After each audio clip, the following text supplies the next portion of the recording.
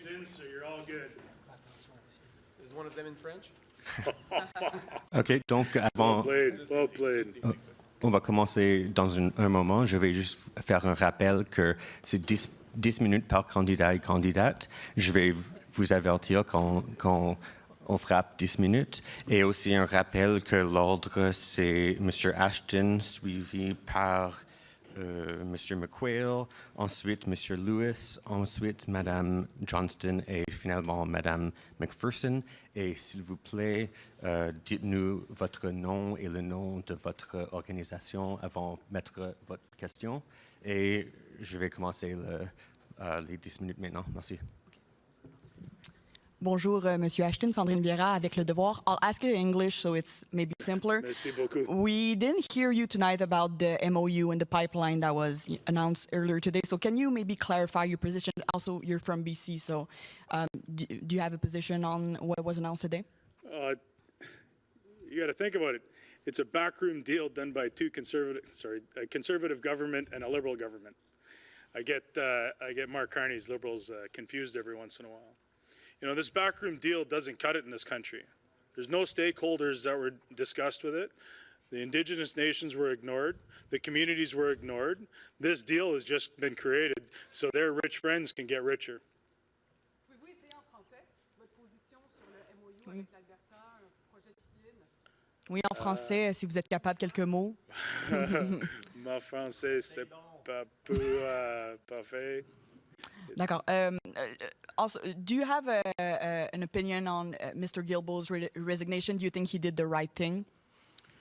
I can't say one way or the other, but I'll tell you what, the community that he represents would have been better off electing Nima, because Nima would have been fighting for her community, and Nima would not have quit, because Nima's not a quitter, she's a fighter.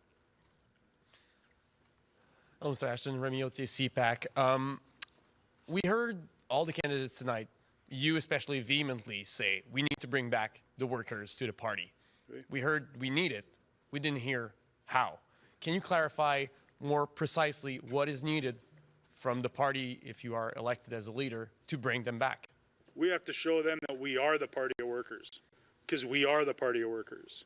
Not Polyev, like I said before, in his cosplaying as a worker.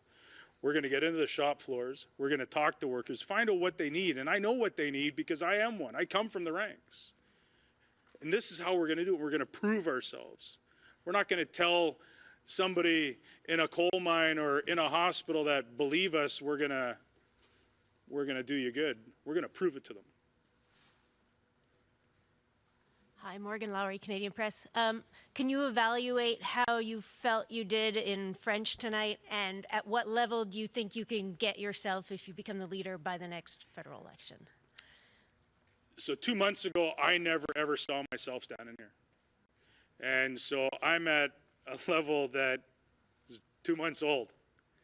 I do believe that I can get to the point where I'm going to be able to debate both Carney and Polyev in an actual debate for to run the country. I've surrounded myself with amazing francophones that are teaching me, and I'm going to do it. And it's up to the members of this party to put me there, to speak to the working class, and have their trust in me, because I'm going to do this. You expressed the backroom deal that happened with the pipeline today between Carney and Alberta. However, it seemed to imply to me that maybe if it was done with the government running the ship, you would have been approving of it. So if the government was owning it and in control of it and building it, would you support a pipeline to the West Coast then? No, this deal had nothing to do with, there was no discussions had with the Indigenous nations. There was no discussions had with the communities that this pipeline is going to run through. So I can't sit here and say I'm going to support this pipeline or I'm not going to support the pipeline, because the communities have been ignored. But had it been the government? But this is just what happens when conservatives and liberals lead provinces and this government, the Canadian government, is they ignore the working class. So if it's an NDP government led by me, we're going to have these conversations with the community groups and Indigenous nations that are involved. And we'll figure out what happens from there. Thank you. Thank you. Bonjour, Yasmine Mehdi avec Radio-Canada. Je vais essayer en français de vous demander comment vous évaluez votre performance en français ce soir. I'm sorry. Ça a bien été? En anglais? Are you happy, satisfied? Maybe you can answer in French. I'm trying to get a sense of how right now, satisfied you are am I with your happy? performance in French during the debate.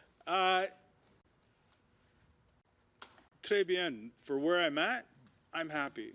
I concentrated a lot on my pronunciation so that people could understand me. Because I'm an Anglophone from BC, and when I started, man, I was tripping over some of these words. But as long as I felt as long as I got the pronunciation okay, everything else comes next. And because we're in Quebec, I just want to ask you about Quebec politics and the laïcité laws, you know, Bill 21 and Bill 9 now. Do you have a position on that? No, what's happening here in Quebec is for the Quebec people to fight against if they choose to, if they need to. And the governments that they elect is up to Quebecois. So I can't really, because I'm not from Quebec, I don't understand the issues here wholeheartedly and fully. That's up to citizens of this province, the beautiful La Belle Quebec, to vote on and to change if they wish. So you wouldn't get involved? I believe that I would have a conversation with people, but that's, for now, that's about it. Thank you. Aidan Rayner with the Concordian. How can Quebecers expect you to show up and be able to leverage the, you know, progressive movers and shakers in the province being an Anglophone from BC? So we have Alexander Belitis, we have amazing nominees that are running as MPs. We have an amazing system of EDAs through here. So because as leader, if I still haven't got to that point, which I plan on doing, we're going to rely on the MP and the representatives here in this province because they know the province better than I do. And I'll work with them to make workers' lives better in this province. Hello, Rahim Ahmed, National Post. And I see you again. I see your pants appear dry, unsoiled. So you passed the first, I think, major test, at least as far as I can see. I don't know if there are any depends going on, but There was talk. Okay. So talked about the Guilbeault thing. I know you're a sports ball guy, so I'm going to try to put it in those terms. You know, you said you're more of a fan of Nima, fair point. Is Guilbeault someone who might be worth picking up on waivers if you're the NDP? I know he said he's going to continue on as a Liberal, but, you know, is he someone worth picking up on waivers? Potentially a number of Liberal MPs who'd be more in kind of the Green Caucus. From places like Quebec and British Columbia, you got Jonathan Wilkinson. You have a number of people, Vancouver Island coastal folks, that aren't happy with the lack of consultation with them as well in Carney signing the MOU for Alberta. So is it potentially raid-in time for the NDP with those folks? I don't raid. You see, the NDP Right. under my leadership. Recruiting, sorry. I'm not going to recruit Liberals or Conservatives. The NDP under my leadership is going to have amazing candidates that come from the rank and file, the working class, that are going to come from social movements in their communities. We're going to have candidates, strong candidates that want to fight for Canadians, not Liberals or Conservatives. But I mean, someone like Guilbeault with you know the bilingualism, likely being one of the top 5 or 10 most well-known politicians in Quebec, is he not someone who right away could make an immediate impact as a kind of big-ticket free agent signing for the NDP? No. And there's not enough overlap with his credibility in environmental circles. We have Nima. We have strong candidates in this province. We have strong candidates across the country. And I'm not going to go cherry pick ex-Liberals or ex-Conservatives. We have strong candidates, and we're going to find even stronger ones where we don't have them. Those are the people that I want to be running in this party. Great. If you have time for a quick follow-up, so you're resonating a lot with blue-collar voters. It seems as though there are a lot of under 35 folks as well who like your vibes. Jamil Jaivani, a number of conservative MPs are on college campuses. Is that more where you're going to look and potentially on social media? I see Rachel Gilmore. She's got a leading TikTok series. Potentially, are you going to go to more of those spaces to try to catch some of that spark that seems to be coming with you and the younger crowd as well? I thought I recognized you. Yeah. She's, they always say they're shorter in real life, but Rachel's a lot taller than I thought she'd be in real life. I enjoy social media. I do. I watch your reels all the time. I think that's what they're called. But we physically have to be in place. We physically have to go back to colleges and universities, have those conversations with them. That's what we used to do. And then we got away from it. And then the conservatives came and stole our thunder. We're going to get back to that. We're even going to go to high schools and have conversations with kids, not about, try to keep it nonpartisan, and just have a conversation with them about how important politics is. So when they grow up and they can vote, or when they get to college or university or trade school, then we can go have those conversations about the NDP being the party for Canadians. Good evening, Jeremy Sharon, CTV Rapidement. Dernière question, rapidement. The NDP party lost official party status in the last election. How does your NDP party ensure you build off of that? Good candidates, conversations, getting into the communities, fighting for people. If there's a protest, if there's a protest that is happening in a street somewhere to lift people up, we're going to be there. If there's a union that's on strike, fighting for workers' rights, we're going to be there. We're going to be in the communities, fighting for the communities that we represent. I'm not saying it never happened before, but it's going to happen a hell of a lot more now. OK, c'est le temps, merci. OK, merci. You're done. Merci. Yeah, thanks. It's nice to meet you.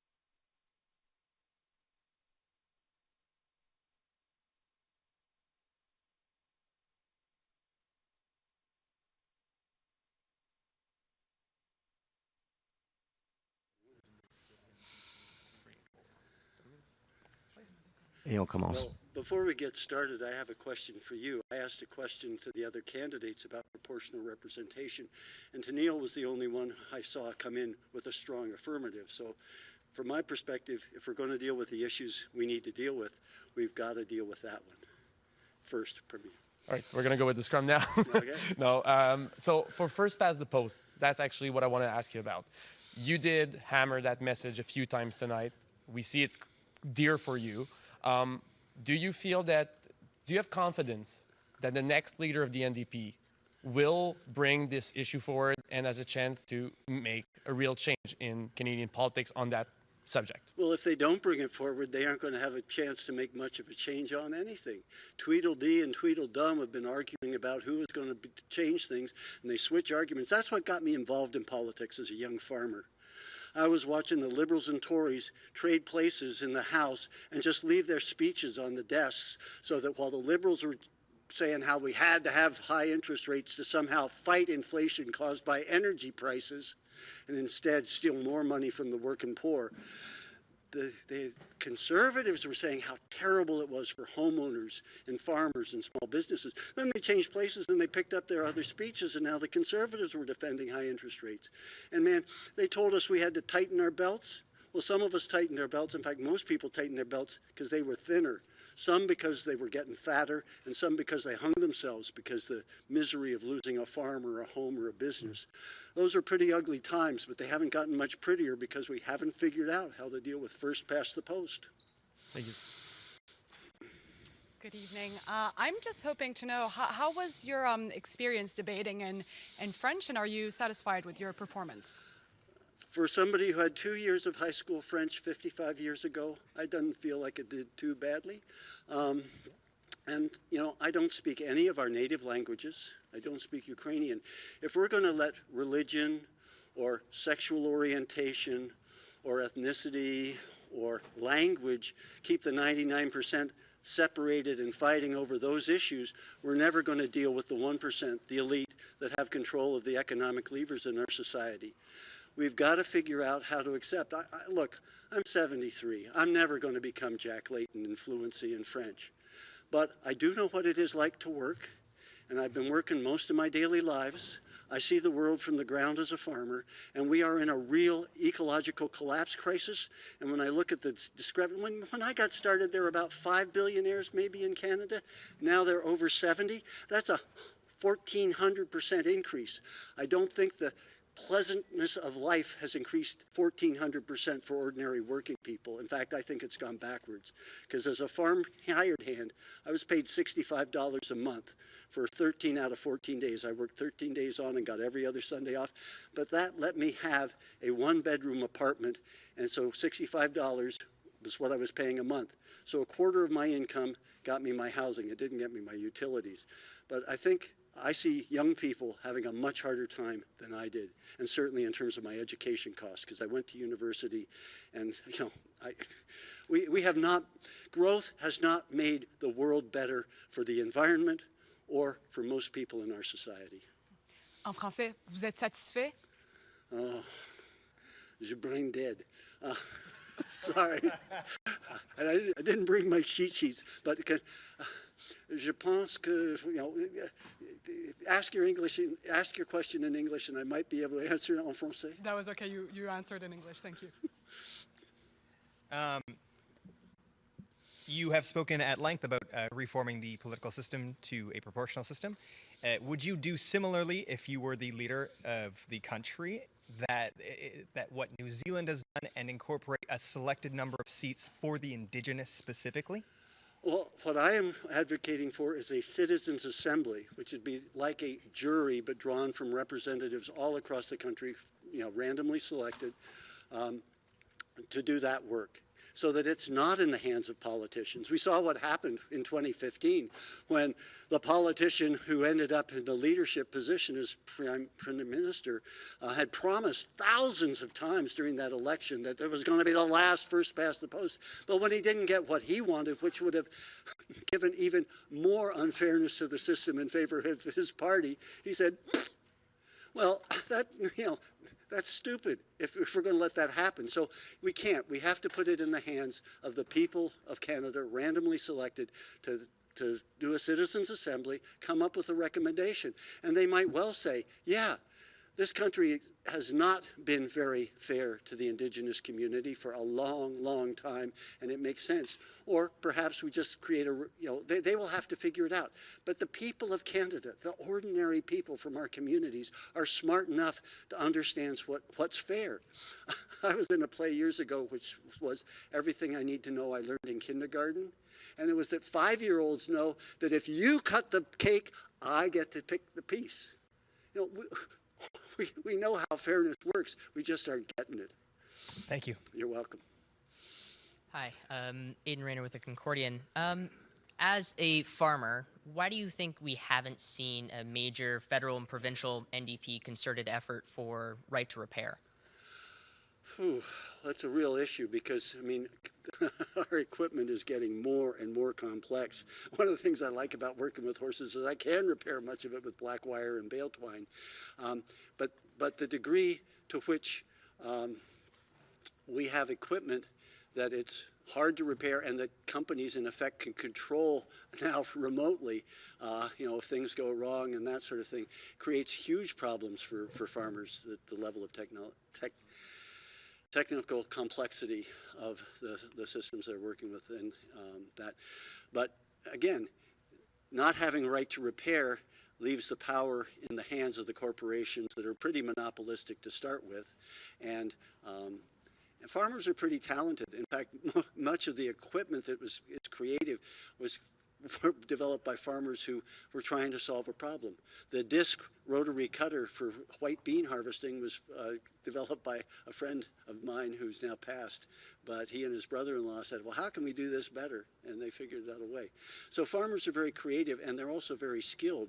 But if you say you can't have access to this and you don't have a right to repair, then they're at the mercy of the companies that produce the equipment. And if you don't win the leadership, can Canadian farmers still expect you to be advocating for a right to repair? Oh, yeah, yeah. But I will advocate from a very different place and position. Bonsoir, Marco Bellard-Cirino du Devoir, from Le Devoir. You've talked a lot about coalition. Yeah, oui. Oui, with libéraux déçus, people from the Liberal Party of Canada who are deceived about well, conservatives and liberals. I think we have to throw our arms really wide because the system isn't working for the people who vote liberal but aren't in the leadership of the liberal, and it's certainly not working for the conservatives. I mean, in my community, if I'm stuck by the side of the road, my politics don't matter. Whoever's going by is going to stop if I'm stuck in the snow. And we have a strong understanding in rural communities about cooperation, you know, barn raising. I mean, we understand that we need to be there for each other. But we haven't done a good job of helping people understand how when you get a society that becomes larger and more complicated, one of the ways that we care for each other is things, health care, good education, you know, working on housing, so that, and taking the profit motive that is concentrating more and more of the wealth of our society in fewer and fewer hands. And people have been persuaded that Tweedledee and Tweedledum are going to change things. And they do. They change their speeches, but they don't change what actually happens. Yeah, but today you have Stephen Guilbeault, who is a libéral déçu. Should the NDP ask him to join the NDP caucus? I said aujourd'hui, Mr. Gibault. You know, I say they are disaffected liberals. I would be surprised if there aren't some pretty pissed off liberals in Alberta at Justin Trudeau, because they thought their votes were going to count after the 2015 election. Okay, so what the interim leader of the NDP should do now to attract conservative and liberals? Now. Yeah. They should at least be talking to them and talking about what do you think would really serve the constituents in your community. And if they aren't getting a pipeline put in it or a liquefied natural gas terminal, and maybe the people in that constituency don't even want a liquefied natural gas terminal, but if we should be talking to them and saying, what do your constituents really need now? And could we form, you know, do we have enough ideas that we could work together on? Because, I mean, I've been talking mostly about, you know, other smaller parties, to say if we had a minority government, we'd have to figure out what we could work together on. Why don't we do it 2 or 3 years before the next election, put together a platform? If the media says, oh, you're not running candidates in every riding, you can't be on the national debate, so what? Live stream a discussion by the leaders of those parties to talk about what they actually intend to do, not just talk about at election time, but intend to do after the election if they have enough seats to do it. Then people don't have to try and vote strategically. They don't have to say, well, I don't think you can win, Tony, so I got to choose between the liberal or the conservative, you know. So that, anyway, before, if we're running out of time, which we may be, let me unfurl my banner, which my conservative member of parliament, Ben Lobb, has helped me. Oh, I got it. Well, this is the way the economists see the economy. Trickle down. They see the nature is irrelevant, but I'll do that. But no, but the way our economy is viewed at the moment is that the economy is the most important, and that the community and society should serve the economy, and nature's just something out there that we can shit on, or sorry, dump in. But you know, That's not how it works. This was Hazel Henderson's cake chart, and she wrote a number of economic books. Building a Win-Win World has a much more detailed discussion of the cake chart. But her important point was, I'm an economist who is tired of Tony, we have to let Abby come. Yeah. We're tired of pie charts. OK, merci tout le monde. OK, Monsieur Lewis s'en vient dans un moment.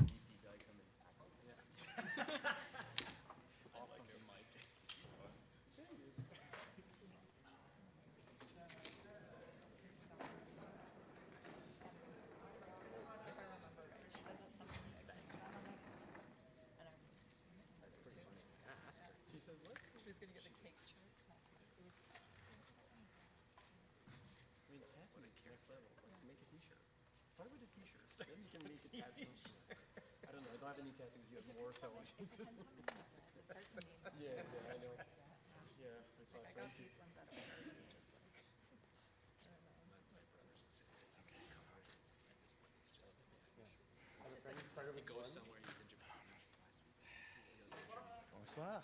Félicitations.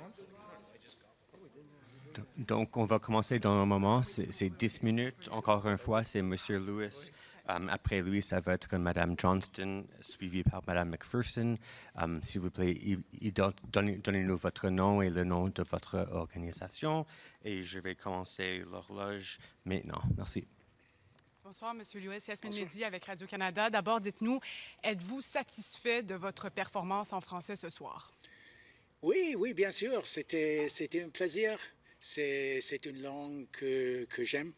Et c'est un plaisir d'avoir l'opportunité avec, oui, dans ces environs, avec un peu de stress, sans doute, mais oui, c'est vrai, ça marche. Et comme on est au Québec, je veux vous entendre sur de la politique québécoise. Il y a des débats sur la laïcité en cours en ce moment au Québec. Avez-vous une position là-dessus? Je suis plus concerné avec la guerre contre les médecins. En vérité, c'est terrible les attaques du gouvernement Legault et les médecins quittent les provinces. Il y a 270 maintenant avec application pour licencier en Ontario et cette attaque est incroyable. Et pour moi, c'est l'enjeu primaire. La loi 21, la loi 9, vous n'avez pas de point de vue là-dessus? Les développements aujourd'hui sont très négatifs. C'est une extension de blâmer les plus vulnérables et c'est inacceptable. Rahim National Post, félicitations sur une bonne première débat. Je pose mon question en anglais. So a lot of the first impression polling is out. It looks like people really like a lot of your ideas, but there's a bit of a doom and gloom, kind of leading with the climate crisis, leading with, the oligopolies that some research is suggesting people are finding somewhat off-putting, somewhat concerning and somewhat taking away from some of the more excitement surrounding your ideas. So is there going to be an effort on your end to shift maybe to more of a positive tone and maybe more Zoran Mamdani, less Noam Chomsky, if I can put it in palatable terms? No, you've got the proportions totally wrong. There's been one poll. They shopped it to as media outlets for weeks. They couldn't find anyone to actually report on it. Because it's not. Polaire is a reputable shop. It's run by a formal. Sure. Yeah. No, I disagree with your characterization. Okay, sure. I think what we're leading with is hope and inspiration in dark times. And I think it's not enough to just be sunny ways. We've seen that in this country. The NDP is the only party that can correctly diagnose what we're facing because we're the only party that ever criticizes capitalism. Okay. And we have to name the reason why people are suffering and then present these exciting options. And it's both parts, right? And I think if you look a little closely at Zoran's campaign, you will see there's both a diagnosis and a solution. So everyone's been asked the Guilbeault question. One question? Oh, sure. Okay. Sure. Good to see you. Thank you. Bonsoir, Marco Belair-Cirino du Devoir. Est-ce que les autres participants à la course à la direction du NPD maîtrisent suffisamment bien le français pour être premier ministre du Canada? C'est difficile de commencer de rien. C'est trop. Alors, on fait qu'on se peut. Et c'est évidemment, ce soir, Non, pour moi, j'ai beaucoup de travail à faire. Alors, c'est pas pour moi juger, c'est le métier de tous vous, non? Mais aujourd'hui, est-ce qu'on doit être parfaitement bilingue pour assumer les responsabilités de premier ministre du Canada? Alors, le premier ministre actuel n'est pas vraiment bilingue.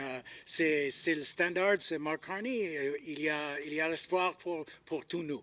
Très bien. Je me demandais, le gouvernement Carney semble... Oui, mais on a 10 minutes, je pense que ça va aller très vite. Puis vous répondez rapidement aux questions. OK. Le gouvernement Carney semble s'être logé un peu plus à droite que le gouvernement Trudeau, notamment sur, on l'a vu aujourd'hui avec une décision, le partenariat avec l'Alberta. Oui. Ça semble, à première vue, dégager de l'espace pour le NPD à gauche de l'échiquier politique. Pourquoi le NPD, encore aujourd'hui, est à 8 des intentions de vote au Canada et 5 au Québec? Il faut que nous jouons dans l'espace. Il y a, comme tu dis, il y a une voie très claire, très ouverte. Et maintenant, nous ne sommes pas dans les nouvelles. Il faut regarder dans l'élection prochaine. Je pense qu'il y a un comeback très fort qui arrive. Rémi Autier, CIPAC. On a vu aujourd'hui que votre français, quand même, se démarquait. Je pense qu'on peut le souligner. Mais outre votre français, à part votre français, on a entendu les candidats être pas mal d'accord, tout le monde ensemble, sur les mêmes idées. Comment est-ce que vous estimez que vous avez été capable de sortir du lot aujourd'hui pour les francophones, pour les gens qui écoutent au Canada et qui peuvent Comment est-ce que vous les avez convaincus que vous êtes différents des autres? Alors, c'est un débat pour la chefferie du NPD. Il y a beaucoup d'accords, mais les autres ne parlent pas d'une option publique pour toutes les solutions. Et c'est un niveau fondamentalement différent pour moi, pour le rôle du gouvernement dans une crise comme la crise du coût de la vie. Merci. Jeremy Shaw, CTV News. Avi, where do you see the path back to success for the NDP party? What does that path look like if you were to be the leader? I mean, it's so obvious right now. We are laser focused on the everyday emergency of just trying to get by in an economy that is rigged. 2/3 of Canadians think that the economy is rigged, and 88% of Canadians believe in a wealth tax. This is a time when we are watching disgusting levels of corporate largesse, and our government is going overboard to create more hyper profits for all of these giant corporations, particularly in resource extraction, to send all of our raw resources to other countries and the wealth with them, because they're largely foreign-owned projects. At the same time, people are genuinely suffering. 1 in 4 Canadian parents is skipping a meal to feed their kids. The path back for the NDP is that we're the only ones who have the diagnosis to name the problem, which is that Galen Weston is worth $18 billion while people can't buy his groceries, and to name solutions that are big enough to solve those problems. And that's exactly what we're going to do. Hi, Morgan Lowry, the Canadian Press. I just wanted to hear you in English about how you felt your French, what your level of French was tonight, and at what level do you think that you will be by the time a federal election rolls around? Well, to quote Rob Ashton, I've been working my ass off, and I think it shows. I'm pleased that I'm able to speak with more fluidity, but it's all about living in French. And in the course of a leadership race, it's just not possible to do that. And so we have les petites jazettes chaque jour. I have little chats every day with Francophone members of my team. We studied hard and worked hard, obviously, on the debate. And it's going to be a work in progress. Like I say in French, it's a work in progress, but it's a commitment of life. And I can't wait for the race to be over to do some more immersion and live in Quebec for a few months and get to the next level, because I'm ready to be fluent. It's my third language. I learned Spanish as an adult making my first film. And so for a few years, I had a kind of like a romance language battle in my mouth every time I tried to speak French. The Spanish would kind of elbow out first. So I'm over that hump now, avoiding Spanish like the plague. And I'm really happy. It's happening. It's a work in progress, but I'm going to get there. Would you have voted down the most recent Liberal budget? Yeah, I would have voted against it, sure. Even if your party was in the current shape that it is? Well, luckily, that's not a dilemma that I had to face because there's a magnificent 7 of MPs that are in there that had to sit down and look each other in the eye with an interim leader. And like, I mean, Isaac, hypothetical questions are like whatever, but hypothetical questions about the past, come on. Do you agree with their decision? I'm saying that bringing down the government right now would not be anything to celebrate. Defeating this government and this budget is a fundamental priority. And I think the party was not the only party in the House that could vote against the budget. And the caucus came together and acted on principle and not in a way that most Canadians, would have found really objectionable, which is to go into another election right now. But we have to bring this government down, and we got to do it at a time when we're ready to advance the party and to defeat this agenda, which is toxic for everyday people in Canada. Thank you. Thanks. Cuts Aiden Rayner with the Concordian. The Concordian is here, people. I know. All right. And a topic-related question is, cuts to international students have threatened the future of Canadian universities, like my own of Concordia. Yeah. What is the NDP going to do under your leadership to kind of refinance the post-secondary educational structure to get those universities back into a kind of safe and secure financial future so they don't have to threaten either closure or reducing? I appreciate the way you frame the question, because the fact that it's a financial crisis for universities in Canada to lose international students is exactly an effect of the deregulation of tuition and of underfinancing of post-secondary education in Canada over decades. And it's scandalous and it's wrong. And in an economy, in a global economy where graduate degrees are like the price of entry for a lot of professions, where we need to be doubling down on research and science, not to mention rescuing the arts, which is needed ever more so in a more digital society, it's just madness that the federal government has structurally cut transfers to the provinces for education over decades. That is the problem. We need free post-secondary education in Canada. We're absolutely rich enough to do it. If if banks can make $50 billion in 1 year, and oil companies can make $40 billion in a year, and universities are in a financial crisis, then we have things completely wrong in this country, and we need to set it right. We are at 10 minutes. On the other hand, universities in this country are also real estate holding companies, and I'm sick of them crying poor when they are basically making money off of real estate and holding some of the most valuable land in this country. So we have problems on both sides of the equation. And I say that as someone who occasionally works in the education system. Thank you. Merci. Et ceci termine la section de Monsieur Lewis. Rachel, you have a question? Can we squeeze in one more? We're at 11 minutes. That was us squeezing one more. No, because I took too long on the last one. It's Rachel Gilmore. Come on. 11 and a half minutes.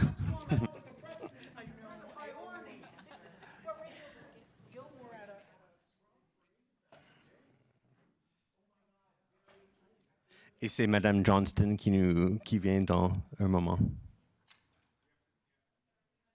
Yeah.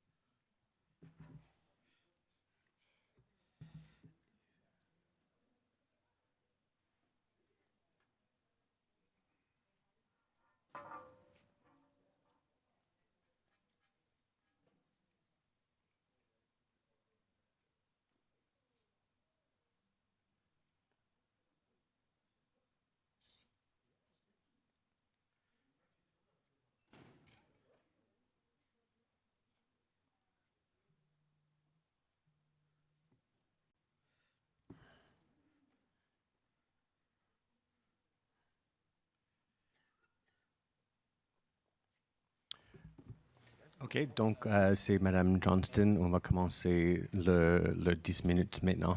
Oh, non, on attend un moment. It's very tall. Donc, un rappel que c'est Madame Johnston. Après elle, ça va être Madame McPherson et c'est la dernière candidate.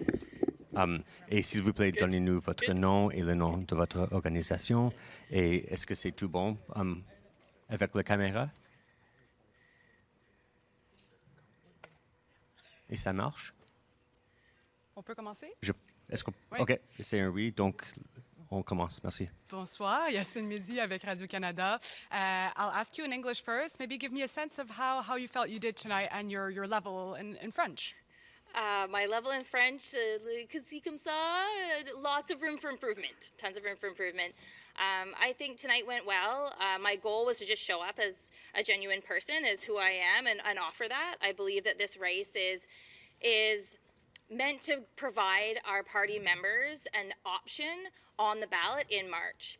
We need to show up as who we are, loud and proud, and the members need to pick the best person for the job that's at hand right now, which is what I believe is that nation-building job. We need to gear up to win in the next election, and it takes a very specific skill set to be able to unite people, bring the party closer together, and really go out for victory in the next election. Can you be the best candidate and the person in the position to perhaps win the next election if you can't speak to Quebecers in French? I think you can. I think building the party has to grow across a spectrum of learners, across a spectrum of speakers, such a diverse community that shows up in Canada. And it will require you to also rely on those champions that are already in community. I won't be able to speak French fluently in March. That's not going to happen.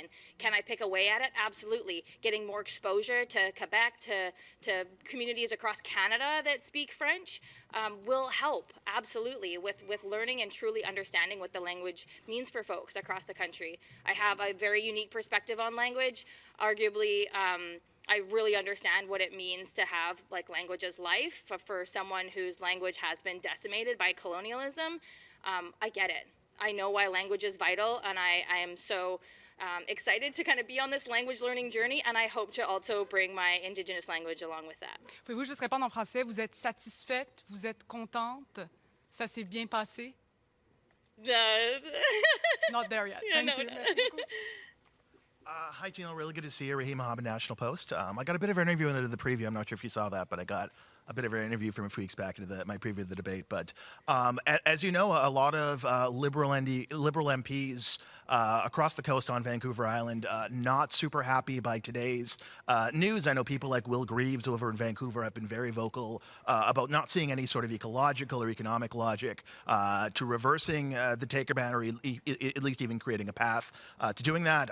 So is now the time, you think, for the NDP to maybe turn off those partisan blinders and reach across the aisle to some of those disaffected Liberals that really feel like they weren't consulted with, really feel like their views didn't matter in the Prime Minister signing today's MOU? No. Okay. I don't think us reaching out to Liberal Party members is the right way for the NDP to communicate in BC.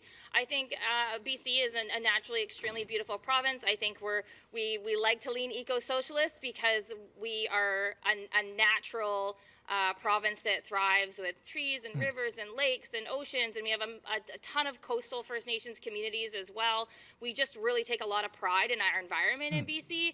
And I'm not so sure that reaching out to kind of disenchanted Liberals because the Prime Minister decided to sign an MOU for a pipeline, if they needed to go that far to suddenly realize maybe this isn't the party for me, I'm not quite sure that's where our relationship should start with the NDP in BC. And on the topic of BC, you have 3, I believe, of the 7 NDP MPs, British Columbians. You have a popular NDP government in BC. You have a number of Liberal seats that, if they weren't competitive before today, they sure as hell are now. In thinking about how to rebuild the NDP, do you think it would make sense to establish a strong regional foothold in British Columbia, where you have anywhere upwards of, kind of 15, 20 winnable seats, sort of start with that as a bulwark and sort of rebuild from having that regional base? I think BC is a strong option, absolutely. And I think you do see that represented in our candidates. So I do think it's a strong option. However, I would argue that there are a ton of rural ridings across Canada that are very amazing, strong options that we just have not supported in the way that they need to be supported. And we haven't seen them as those assets in our party, in our work. And we need to do that. And so that's not specific to BC. But I mean, even coming from Vancouver Island, right? Yeah. We were victims of the vote split. And we turned blue. and those we rural should have been places orange. in British Columbia and elsewhere, including Campbell River, are places that kind of more populist conservatives have aggressively courted. So does the NDP, to kind of win those areas back, need to take a big swing? For example, killing the Liberal gun buyback program, which is targeting a lot of legal gun owners in places like Campbell River, hunter shooters. Is that something that you might want to consider as a big swing to say, okay, the NDP's back, we're focusing on rural, working class Canadians, we're not going to be talking down to you, we're going to be engaging with I you? think our strategy when the whole gun ban conversation was happening was to beef up border control. We know that most of our like horrific incidents with firearms are unregulated guns that are coming from across the border.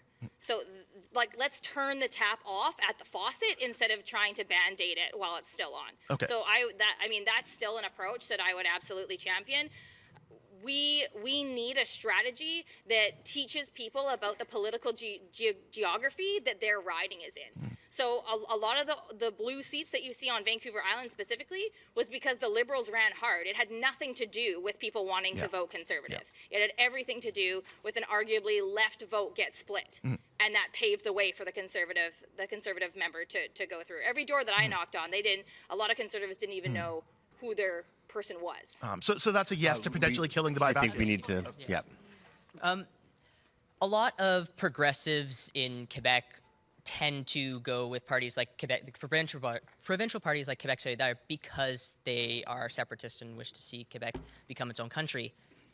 How do you see bridging that gap and pushing towards the making a pitch to separatist Quebecers who often lean a little bit more progressive and would align with the NDP? Yeah, I think you need to approach every conversation with curiosity. So what drives that need or that interest in separatism? Is there a bridge there that we may be able to offer that could welcome them into the NDP party while still respecting their right to believe that that's the right pathway for them? I mean, there are so many issues at hand that we need to tackle as a majority NDP party that will benefit all Canadians. So there is always a thread there that's going to weave through everyone, but you have to take the time and genuinely meet with folks, hear them out, and then find what that connection point is and see if that's of interest to them. I don't believe trying to coerce people into our party. I believe in those natural connections, and those are also going to be our strongest and our most longest lasting. And the NDP doesn't have a provincial party in Quebec. Will the Quebec Solidaire expect, if you were a leader, expect a call from you to work on bridging that gap? I think that's a question for Quebec as a whole in itself. I don't think that's for me to determine at all. If there's a conversation to be had around it, let's have it, absolutely. But it wouldn't be for me to determine. Hello. Where was I? How will you support these grassroots movements like you talked about, such as the student movements at, I believe it was U of T?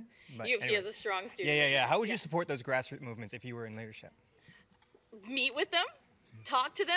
There's also a champion in BC, so shout out to Solomon, who's bringing over 15,000 signatures to champion a SkyTrain to get better about the community. There are so many already amazing activated student unions, student clubs across the country, but we don't have a strong relationship with them. So one thing that they're super interested is paid internships.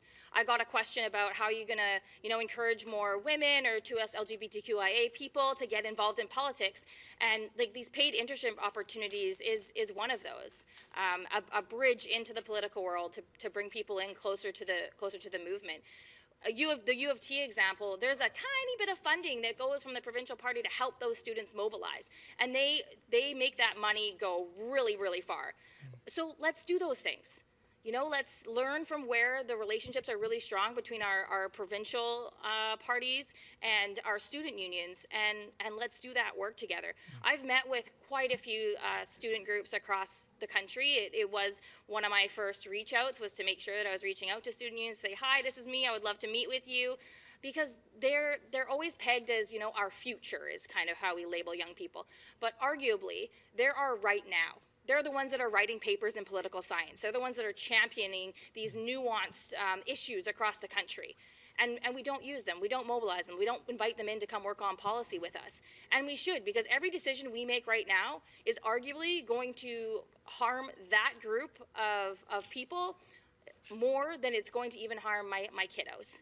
So like that's where our decisions today are really going to impact the most, is in those student age populations, and then they're the ones that are going to be forming government to hopefully protect the world for my kiddos. Do you want to see Indigenous languages There's in just a couple schools? seconds left. So 100%, I want to see Indigenous languages in schools. Sweet, thank you. As someone, my daughter is the first generation that went from having language exposure in daycare, so my Likwila language in daycare, and got to go into a kindergarten and grade 1 with language exposure there, but we do not have a Likwila immersion program, and I would absolutely love that for the future of our Indigenous languages. Yeah. okay, thank you, Tanil. That ends Tinil's 10 minutes, and we will gather Ms. McPherson momentarily. Madame McPherson s'en vient un moment.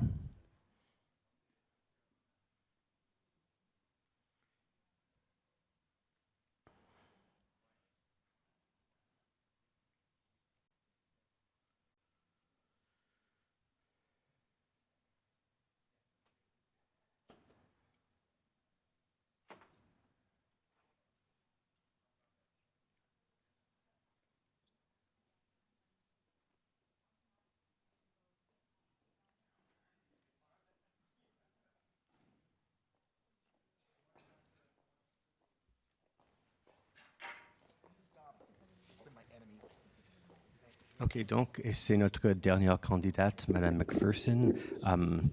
On va essayer de faire une question et un suivi, si possible. So we'll try to do one question, one follow-up. Est-ce que la caméra, c'est beau?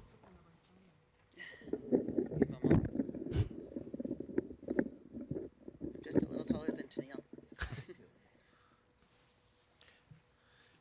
Donc, est-ce que ça marche? Ça marche?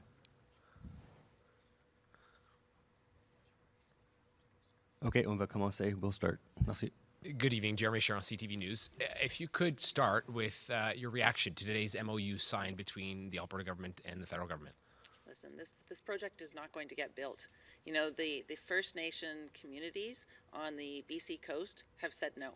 And you know, the fact is, we are not going to build a pipeline if we are not working with the people who have land title, who are the guardians of that land. So that project is not going to get built. And I think it is a distraction, and a dangerous distraction from what Danielle Smith is doing in Alberta. You know, the attacks she is doing on workers, the attacks she is doing on trans kids, the use of the notwithstanding clause. Frankly, the attack on our public health care system is a very, very big problem for every single Canadian. And so for me, this is a distraction, and Mark Carney needs to denounce the decisions that Danielle Smith is making to attack our Canadian healthcare system and break the Canada Health Act. En français, Madame McPherson, votre position par rapport au MOU? Oui, ces projets ne arriveront pas. C'est impossible parce que les Premières Nations ont dit non. Et c'est pas possible sans l'accord de les Premières Nations.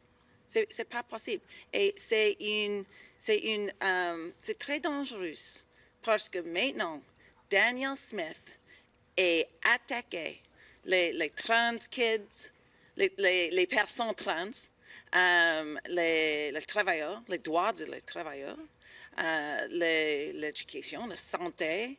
Et maintenant, ce projet ne arrivera pas. Monsieur Guilbeault a bien fait de partir, selon vous? Écoutez, il parle le cabinet, mais il ne parle pas caucus. Et pour moi, c'est la même chose. C'est la même chose. S'il croit, c'est très, très, très problématique. Pourquoi il ne parle le caucus? I think I might just ask you to repeat that in English. Yeah. Listen, Mr. Guilbeault quit cabinet, but he did not quit the party. He did not quit caucus. If he really believed that this was a fundamental problem for him, why didn't he walk away? You know, it just means he's not interested in doing his work. Et je vous demande votre performance en français. Pensez-vous que votre niveau de français est adéquat, que vous le parlez suffisamment bien? Comment? Est-ce que votre français est assez bon? Mais non, je comprends. C'est très nécessaire. Je dois continuer à travailler avec mon français. C'est pourquoi je travaille chaque matin, chaque jour. Parce que je connais, je sais, mon français ne pas suffisant. And in English? Listen, I'm working on my French every single day. I strongly believe that the leader of this party needs to do everything they can to speak French bilingually. It's important to me. Even within my own community, I represent the French Quarter, which is, Campus Saint-Jean. And I have a daughter that I put in French immersion because it is an important thing to protect the French language in Quebec and across Canada. What are your criticisms of Jagmeet Singh's leadership? I'm so proud of what we were able to accomplish in the last parliament. I think it is very important that everyone remembers that the biggest expansion in healthcare since the introduction of the healthcare system, of our public healthcare system, was the dental care program that has now helped 6 million Canadians. So yes, I mean, what we saw in April was not a result New Democrats were happy with, but I do not put that on the shoulders of Jagmeet Singh. He was able to deliver for Canadians in really extraordinary ways, and I'm quite proud of the work that I was able to do on that caucus, in that parliament. Do you believe that your results in April were because of policy failure? No, I don't. To be honest, I think New Democrats always have the best policies and the best candidates. The communications was probably problematic, and I would also say that this was a wave election. We've all seen wave elections. Everybody the question became Donald Trump, and I think we were not giving a good answer to Donald Trump. But Mark Carney also told Canadians he had the answer to Donald Trump, and we have seen since then that he does not. And unless the answer is to completely override environmental laws, completely override the rights of Indigenous people, completely override, our obligations to taking care of our planet. If it is appeasing Donald Trump, I guess he's winning. But that's not what he promised Canadians in April. Thank you. En français, pourquoi vous avez perdu aux dernières élections? Pour moi, c'est compliqué. Et je suis très fière pourquoi le NPD achieve pendant le dernier Parlement. Je suis fière. Mais en avril, M. Carney, il est un nouveau chef, mais il fait beaucoup de promis. Et maintenant, je ne pense pas qu'il accomplit les promis. Je ne pense pas qu'il travaille, même il dit. Rahim Abba, National Post, good to see you again. So you've had a lot of chatter in recent weeks about Conservative MPs crossing the floors to join Liberals. I suspect after today's news there might be a bit of chatter about Liberal MPs crossing the floor to join the NDP. What will you be advising your leader, Don Davies, about engaging with people like Stephen Guilbeault and the dozens of disaffected Liberals? And do you think there's a path? There's 70 of you now. Do you think there's a path between potential Liberal floor crossers and something with Elizabeth May to the NDP getting to official party status? I think you need 12 before the next election.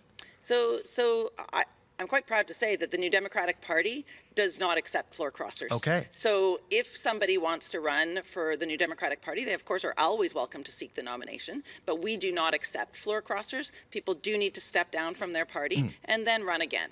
And if the people in their riding choose to elect them and they win that nomination and they are able to go forward, that's great. But the New Democratic Party has a policy. We do not accept. And you have a number of Liberals that look like they're going to step down for by-elections in urban places, in places like Montreal, Vancouver, Toronto, etc. How are you feeling about NDP candidates in those races?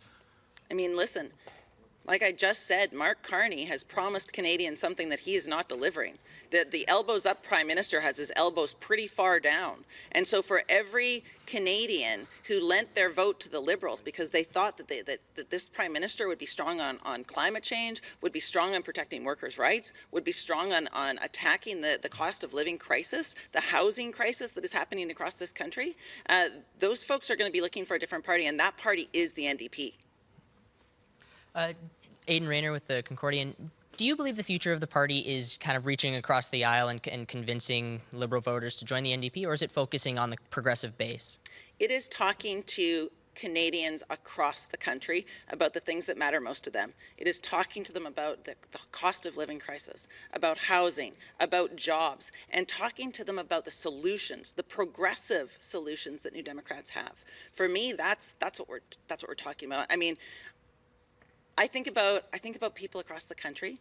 Any person that believes in taking care of their neighbor, whether that neighbor is around the world or whether that neighbor is next door, any person who believes that we need a strong public health care system, that we need strong protections for workers in this country, that wants to take care of our communities, those people are New Democrats.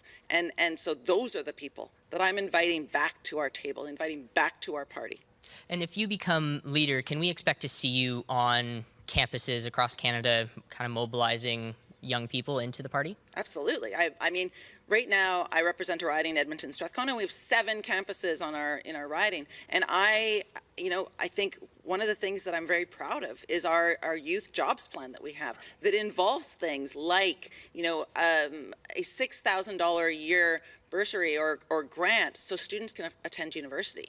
But it goes further than that. It's for university and college. We'd love to see post-secondary education be funded, but it also means that we invest in young people that want to get involved in the trades, that want to do an apprenticeship, that need some help getting purchasing tools, that need some help coming from remote or northern communities. There's a lot of opportunity for us to be building a program for young people to get them working, because we know right now, an investment in young people is not just an investment in that person, it's an investment in the Canadian economy, and we need that in this country right now. Ici la dernière question. Bonjour, Rémi Autier, CIPAC. Le NPD a tenu son premier débat à Montréal. Ouais. On l'a dit, on voulait lancer un message ou essayer de se rapprocher du Québec qui n'a pas beaucoup voté pour le NPD dans la dernière élection. Il n'y a pas eu beaucoup de débats sur des questions qui touchent particulièrement le Québec. Est-ce que vous pensez que votre parti et vous avez réussi ce soir à rejoindre les Québécois, les francophones qui ont pu vous écouter? Ouais. Et si oui, comment? C'est une bonne question. Mais non, pour moi, il n'y a pas un chemin sans le Québec. Et c'est très important. Je suis allée au beaucoup parts au Québec. C'est important pour moi. Aussi, je pense, je travaille avec mon collègue Alex Boulouris et autres candidats.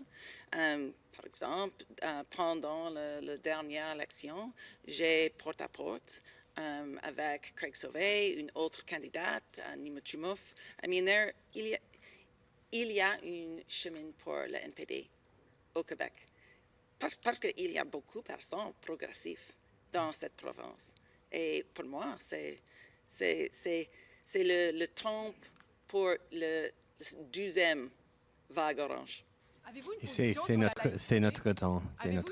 Madame McPherson, avez-vous une position sur les débats sur la laïcité au Québec? C'est terrible. C'est une terrible loi.